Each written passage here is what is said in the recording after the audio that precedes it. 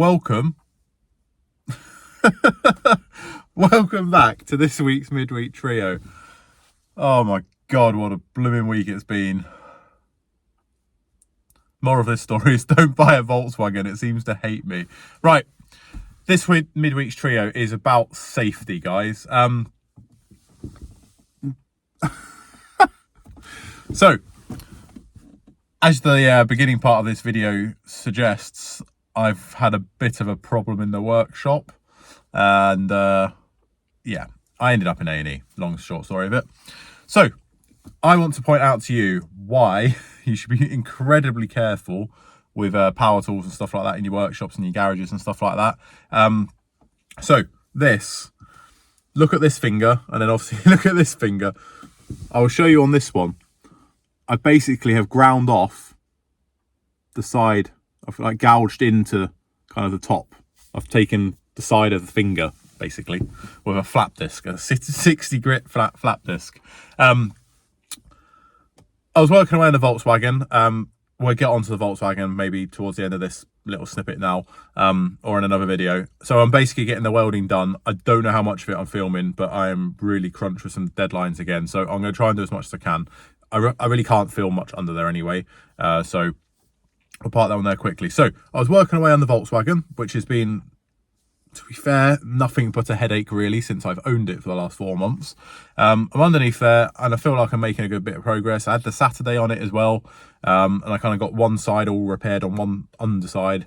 I'm about to put the outer seal on under the slider door, and just cleaning a little bit back, just cleaning the prep, and I basically shut the grinder off and just about to put it down, and it's almost like some swarf got caught in the switch, and it kicked back up full RPM again, and just boom, it just, yeah, it happened so fast. And I kind of didn't think anything of it. I kind of looked at it and thought, oh, blimey, hell, that hurts. And I flicked it like that, and it went up the side of the van and up the wall behind me, so not ideal.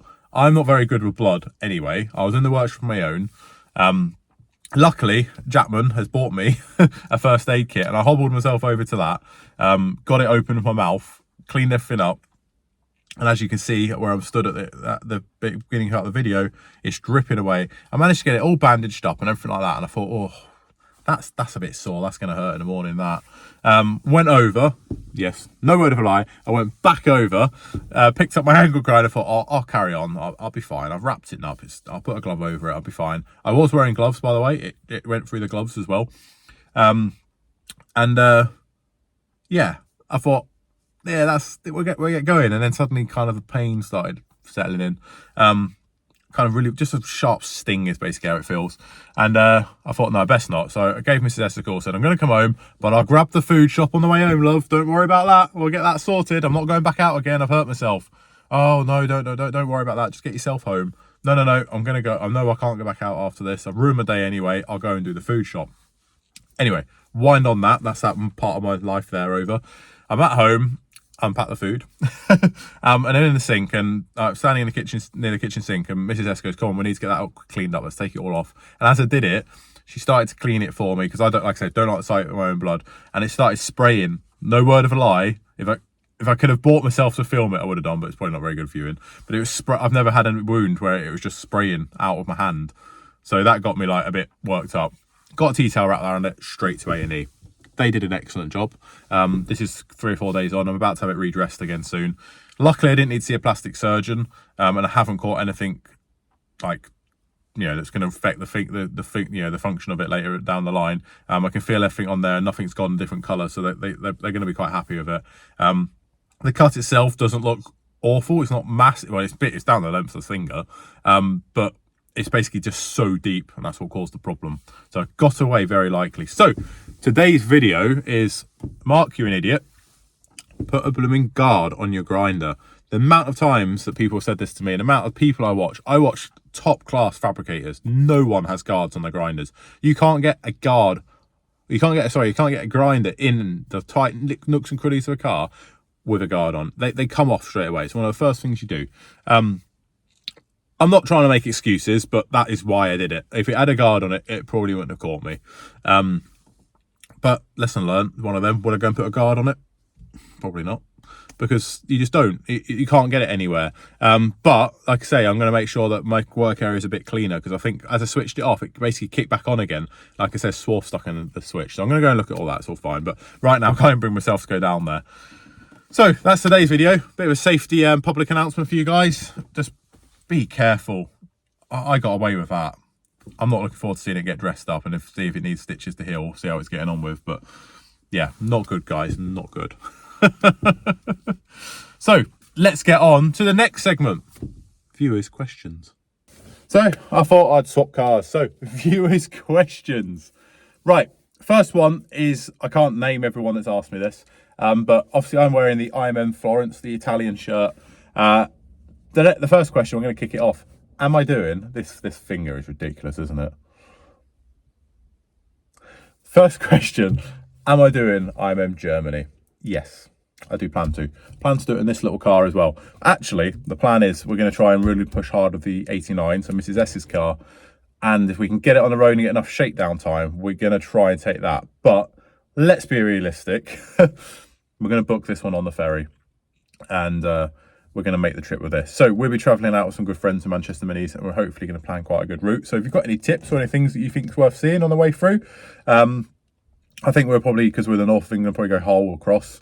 And yeah, it looks really good. They're already shaping up to be another good event. So I'm quite looking forward to that. I'm not missing out on another driving one. Yeah, that's definitely happening, guys. So I'm in Germany. Drop in the comments below who's going. Are you planning? What are you taking? And yeah, and generally, what do you think of IMMs? So post away in the comments. Go on, get down there, get down there. So the next question is from Hayden McLaughlin. So first of all, thanks a lot. You watch all my videos, I think, and you comment on all of them anyway. You're well into your minis, which is really cool. His question is basically, long and short of it, is would I prefer to buy a classic mini that's been restored, had tens of thousands of pounds spent on it, really nice top class car, or would I prefer to buy one that kind of hasn't had all that? Would I prefer to start with something a bit cheaper that has not been mucked around with or not been restored and stuff like that? It's a tough one, I think, that. So my views on it. For me, it depends on what your budget is with everything, I guess. I'd need to know, and I'd want to see a documented restoration folder of the car if I was buying a restored car. I'll happily pay the money for whatever vehicle it is, like, you know, the early Coopers, GTs, bits and pieces, you know, cars like that, Travelers and vans. I'll happily pay for a good restoration. If it's a car that, you know, it's just, I've got to have it, I've got to have that in my life, and I didn't have the means of doing what I do, then yes, but it needs to be very, very heavily documented in my eyes. And the price needs to reflect it, get it evaluated properly and stuff like that. Make sure it's all there and bits and pieces like that. But me personally, me in the real world, no. Unless it's like something rare, like I say, I've only got that choice of that perfect one, and I haven't got a choice of a rubbish one. Simpsons Classics is a channel for restoring cars. If I bought everything perfect, I'd have no content for you guys. And I like working on them. That's what I enjoy. I enjoy the body work more so than the mechanical work, but the mechanical work, seeing a car getting built up, rolling and driving again, it is the most rewarding thing ever. The proof's been putting with the Budget Clubman recently, that had a nut and bolt restoration basically, and driving it and doing a proper run with it. It's the most rewarding thing ever.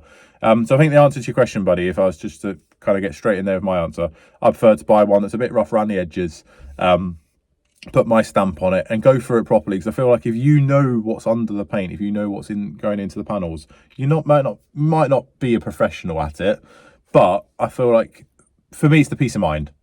You know that car's got, there's a bit of a repair there, so it's had a bit of filler there, but the repair's there, it's not just filler there.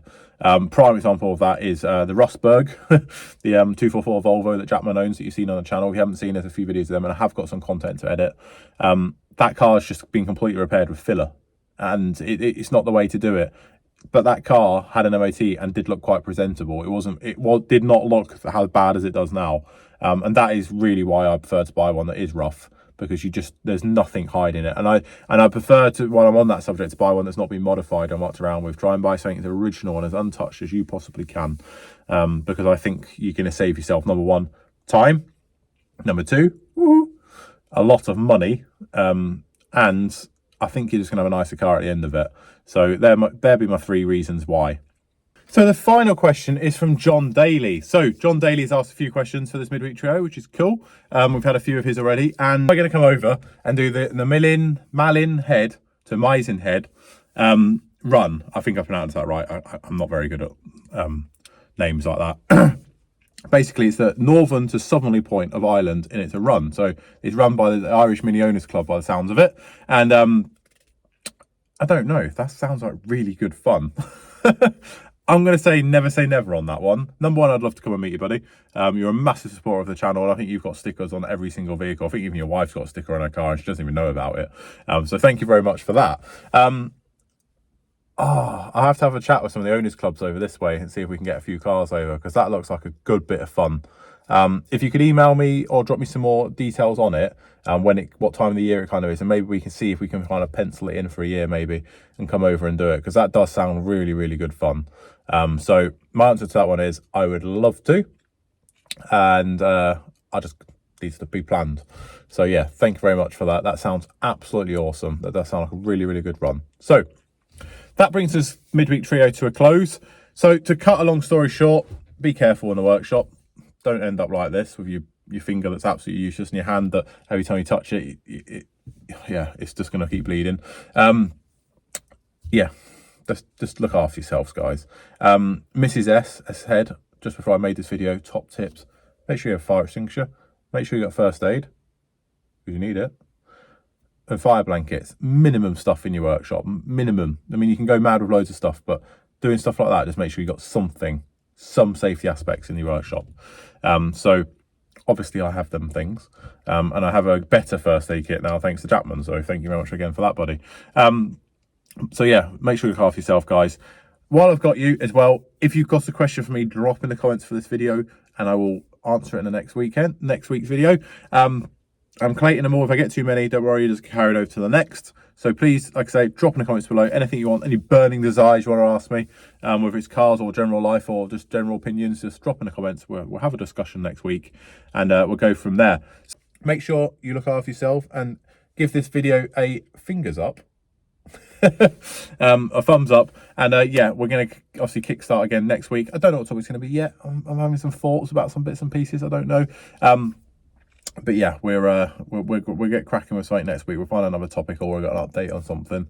And yeah, really just got so many deadlines, and there's a lot of content coming. So unfortunately, just to give you all a heads up, there's going to be some stuff that will just happen on the channel, purely because I've not got the time to film it, edit it and stuff like that. You have to understand this takes a lot of time.